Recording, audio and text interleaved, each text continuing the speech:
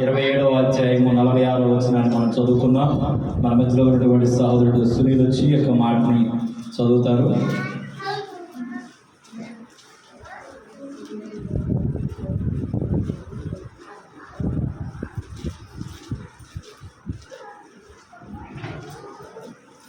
మత్తయి సువార్త 27వ అధ్యాయం 46వ వచనం.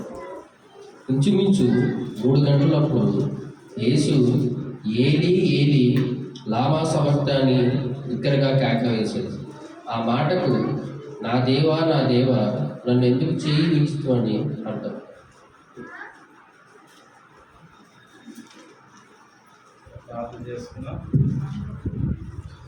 మహాపురుషుడైన మా తండ్రి, ప్రేమ కలిగిన మా దేవానికి వందనాలు స్తోత్రం చెల్లిస్తూ ఉన్నాం.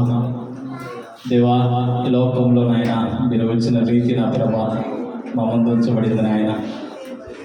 ఆ యొక్క సిలువలో మీరు పలికినటువంటి మాటల్లో 3 మాటలు మేము తెలుసుకున్నాం. 4వ మాట నాయన నీ కుమార్తె మాట్లాడబోచుండగా నీ కుమార్తెకు మీరు తోడుగా ఉండండి, సహాయం దయచే తండ్రి. ఆ బిడ్డ నోటిని నా ప్రభా మీరు గోరుగా వాడుకొని ఈ యొక్క హృదయాలకు నా ప్రభా ఏ విధంగా అర్థమవుతుందో ఆ రీతిలో నా ప్రభా అర్థమయ్యే రీతిలో నీ బిడ్డ ద్వారా మీరు మాట్లాడండి.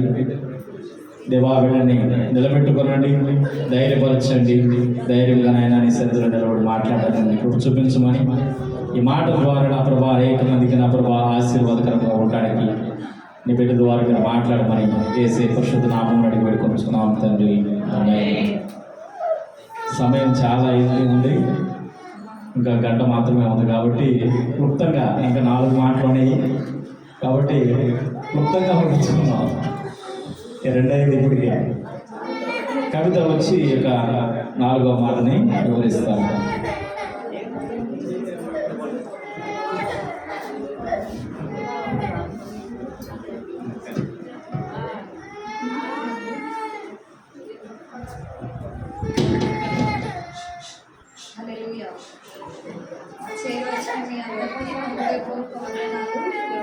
అదేవిధంగా గుడ్ ఫ్రైడే శుభాకాంక్షలు.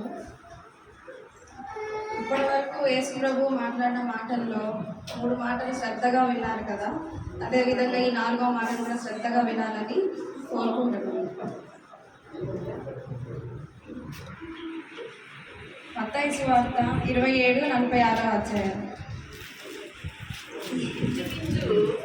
ఇంచుమించు 3 గంటలప్పుడు యేసు ఏలీ ఏలీ లామా సబక్తా అని బిగ్గరగా కేక వేసెను. ఆ మాటకు నా దేవా నన్నెందుకు చేయి విడిచితివి అని అర్థం అన్నమాట. అయితే ఏలీ లామా సబక్తా అని బిగ్గరగా కేక వేసెను. ఆ మాటకు అర్థం నా దేవా నా చేయి ఎందుకు విడిచితివి. అయితే ఈ మాటలు పరిశుద్ధాత్మ పూర్ణుడైన క్రీస్తుని గూర్చి దావీదు ముందుగానే ప్రవచించాడనమాట. అయితే ఆ వచనాన్ని కూడా ఒకసారి చూద్దాం. కీర్తనలు 22:1. గొప్ప ఐశ్వర్యం కంటే నా దేవా నీవు నన్నేల విడనాడితివి. నన్ను రక్షింపక నా ఆర్తధ్వని వినక నీవేళ దూరముగా ఉన్నావు. అయితే ఈ మాటని ముందుగానే దావీదు ప్రవచించాడనమాట. అయితే యేసు తన తండ్రిని ఎంతో ప్రేమించాడు, అదేవిధంగా విధేయత చూపించాడు, తండ్రిని మహిమపరిచాడు, తండ్రి చిత్తానుసారంగా నడుచుకునేవాడు. అదేవిధంగా తండ్రి కూడా కుమారుని చూసి ఎంతో మురిసిపోయేవాడంట. అదేవిధంగా తండ్రి కూడా కుమారుని ప్రేమించాడు. తండ్రి అంటున్నాడంట, ఈయన నా ప్రియ కుమారుడు, ఈయన యందు నేను ఆనందించుచున్నాను అని. ఆ మాటని ఆయన సంతోషిస్తున్నాడు అనమాట. మరి యేసు ప్రభువుని సిలువ ఎందుకు వేశారు?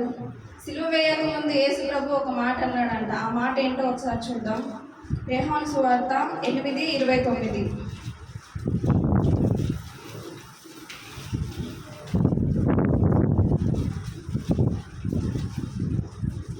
నన్ను పంపినవాడు నన్ను పంపినవాడు తోడై ఉన్నాడు. నాకు తోడై ఉన్నాడు. ఆయనకు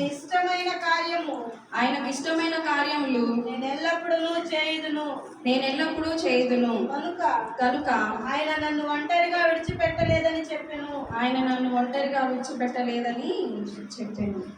సిలువ వేయక ముందు యేసు ప్రభు ఈ మాట అన్నాడంట, నన్ను పంపిన నా తండ్రి నాకు తోడై ఉన్నాడు. ఏ కష్టమైనా ఎలాంటి ఇబ్బంది అయినా ఆయన నాకు తోడుగా ఉన్నాడు అని ఈ మాట అంటున్నాడంట. మరి అలాంటప్పుడు యేసు ప్రభు ఎందుకు ప్రార్థిస్తున్నాడు? ఏమని ప్రార్థిస్తున్నాడు? నా దేవా నాకెందుకు చెయ్యి విడిచితివి అని ప్రార్థిస్తున్నాడు. ఎందుకు ప్రార్థిస్తున్నాడు? అసలు ఆ ఎడబాటుకి కారణం ఏంటి? మనం చేసిన పాపములన్నీ ఆయన మీద మోపడం వలన మన పాపముల నిమిత్తం యేసుక్రీస్తు ఆ ఎడబాటుని అనుభవించాడనమాట. ఆ పాపములన్నీ ఆయన మీద మోపాడు కాబట్టి యేసు తన తండ్రి దగ్గర నుండి విడువబడ్డాడు. పాపాంధకారం అంతా ఒక్కసారిగా యేసు పైన పడినప్పుడు ఆయన బాధని భరించలేకపోయాడనమాట. ఆ సమయంలో దేవుని యొక్క ఉగ్రత లేక శిక్ష అంతా తన కుమారునిపై పడినప్పుడు తండ్రి తన కుమారుని చేయి విడిచిపెట్టి వెళ్ళిపోయాడనమాట. మరి కుమారుని ఆ పరిస్థితుల్లో చూసి ఎందుకు యేసు ప్రభు మౌనంగా ఉన్నాడు? ఆ మౌనానికి కారణం ఏంటి? యెషయా ప్రవచనం ఒకసారి చూద్దాం. యెషయా 53:10.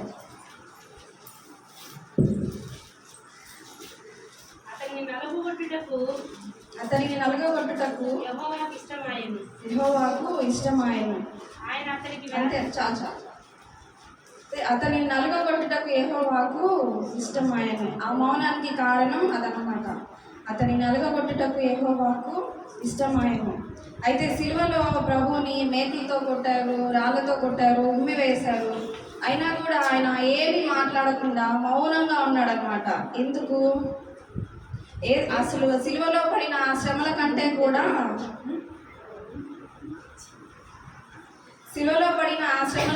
కూడా యేసు ప్రభు తన తండ్రి ఎడబాటుని ఆయన తట్టుకోలేకపోయాడనమాట. అయితే మన పాపములన్నీ ఆయన మీద మోపడం వలన ఆయన పాపిగా ఎంచబడ్డాడు. ఏ పాపం ఎరుగని ఆయన పాపిగా ఎంచబడ్డాడు. అయితే మన జీవితాల్లో అనేకమైన సమస్యలు, వ్యాధులు, బాధలు మన చుట్టూ ఉన్నాయని ఎప్పుడు భయపడకూడదు అన్నమాట. యేసు ప్రభు ప్రేమ మనకు ఎల్లప్పుడూ తోడై ఉంటుంది కాబట్టి ఎప్పుడూ భయపడకూడదు. మనందరి కోసం సిలువలో ఆయన శ్రమను అనుభవించాడు. ఎందుకు అనుభవించాడు? మనకు వెలుగునివ్వడం కోసం. హల్లెలూయా. అయితే మనకేదైనా సమస్య వచ్చినప్పుడు మన సమస్యలన్నిటికీ కారణం మనం చేసిన పాపాలేనని గ్రహించాలన్నమాట ఫస్ట్. అలా గ్రహించి ఆయన సన్నిధిలో ఒక్కసారి మోకాళ్ళేసి, దేవా నా తప్పుని క్షమించు అని ఆ తప్పుని ఆయన దగ్గర నువ్వు